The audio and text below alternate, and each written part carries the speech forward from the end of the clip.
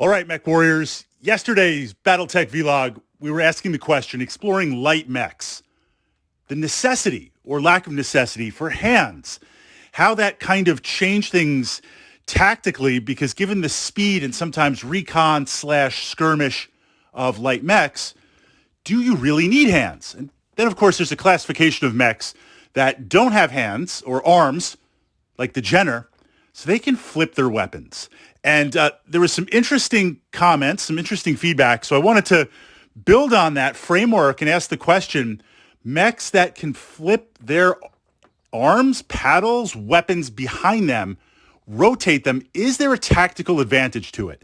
Now, the two places that we see this in the general kind of Battletech Game of Armored Combat rules, if you don't have the components for the arms, it's understood that you can flip them and rotate them. There's also under the quirks, there's a couple of machines that do actually have arms, but they have the quirk of that they have that full mobility. What comes to mind is the quick draw mech. So we're just going to kind of blend those two right now and say certain machines that can flip. Now, is this an advantage that happens once in a while? One of the things that we explored that I pushed up to the Battletech archive here on my channel is rear-facing weapons. The advantage of rear-facing weapons, where if you're playing a mech like a Battlemaster or a Dragon or some other configuration that has rear-firing weapons, sometimes when you're in the mix of things, a mech will try to get behind you, or something annoying will try to get behind you to either outflank or get that rear armor. You've got a little zappy. You've got a little something there. Obviously, you don't have all the primary weapons facing, but you've got something that you can do. And usually it's a medium laser for rear firing weapons because that's got a kind of good balance of tonnage versus range versus damage versus heat. It's one of the kind of best all-around weapons for the inner sphere. Flipping your arms and being able to shoot behind you, that's kind of like rear-facing weapons that still have an advantage of facing forward most of the time. And I'm going to use the example of the Jenner. So is this something that we can capitalize on, right? Certain tactica is built on, hey, I can do this with a machine, I'm going to do it. And other times it's more of a mech command type thing where if you're aware of it and the situation presents itself, you can do it. So two examples that I've used, one on purpose, deliberate, part of the tactica, and the other just happened to be in that situation. I'll push both those out. And then my fellow mech commanders and mech warriors, what are your thoughts on utilizing this as a tactica, or where do you discover it, or where have you discovered it? So I was playing a longbow, and I'm doing the long-range missile thing. I've got some spotters with some warriors zipping around. And it was a city fight, city tech game where I had I just had the best tactical position. I was up on this building. It blocked parts of the mech, so I had that cover where the building could absorb it. I had full range of the battlefield, as in if you approach to a mission objective, if you were like a light or a medium, I was just going to totally and completely light you up. I also had range to most of the rest of the city through indirect fire. Next to me was a Jaeger mech, so this way I could lay down some autocannon fire and blitz that and just consistent long-range firepower through that longbow. I was not moving. I was not running. I was staying parked, so I was keeping my modifiers down. It was pretty good. It was pretty good. Over the course of battle, I was taking a lot of damage, but the longbow was still there, right? Firing out the 220s, firing out the 25s. And I'm taking more and more damage, but I'm dishing it out. And I'm like, well, I'm not going to go anywhere, right? My legs were completely concealed from the building. Now, the building was absorbing that damage, yes, which means a lot of it was still transferring to the torso. And the longbow, it's an assault mech, but it's not like it's got tons and tons of armor because all that tonnage is tied up in the 220 packs, the 25 packs, the LRMs, and the missiles. But I had my legs intact, so I'm standing up there. I'm not going anywhere. I'm dishing out firepower. I'm taking so much damage. Now it's going to internals. And once that happens, well, there's a lot of ammo in there.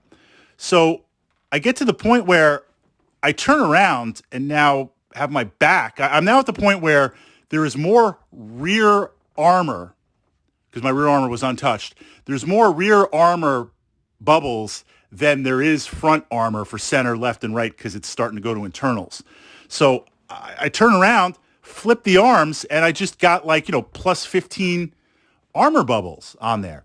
So sometimes there's times where something like that might happen. Another time my longbow was taking a lot of damage and I had to start to withdraw. Turning around, running to withdraw, right? I turn around, I start running, flip the 220 packs, and at least have something to lay down some firepower. That was just something in the moment. I happened to be there. The other time, and a Tactica, this is what I will do often with something like the Jenner, where you got to be careful with the Jenner. It's got more firepower than some medium mechs. Can lay down a lot of firepower, especially for a light mech. But it is still a light mech. It's got the speed, it's got the firepower, but it doesn't have that tonnage to mount all that armor. So it's easy to get in over your head. I like using the Jenner if I'm going to skirmish with it, where I will run full speed past a target, past a mech, past the tank, run past it full speed, staying close. So this way I've got the full modifiers, right? Because that's going to protect me. I've got the full modifiers. I'm hopefully out of their firing arc if they torso twist. Of course, if they want to turn, then stuff in front of the Jenner will hopefully fire at them. But this idea, if I can run by, flip the arms, and fire. I can't hit them with the missiles on the Jenner, short-range missile pack, but I can blast them with the medium lasers. So we also see this sometimes where some of these mechs that can flip, if they're fast enough, you can run by and be firing and keep your modifiers up. So I think there are some times where there is some good Tactica in there. But going back to yesterday's Battletech question we were exploring, is it worth the loss of hands and arms, especially on the heavier mechs' physical attacks? Unless it's something specialized. Stalker is one of my favorite machines. Doesn't have arms. You're still scared of it. You almost wish the Stalker would punch you, because then it's not kicking you, transferring that.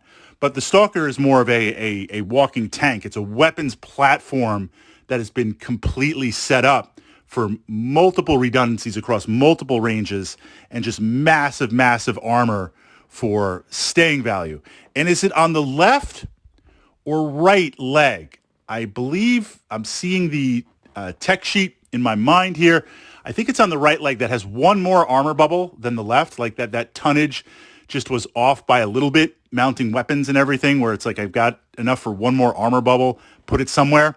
But that's an example of a machine that, yes, it doesn't have arms.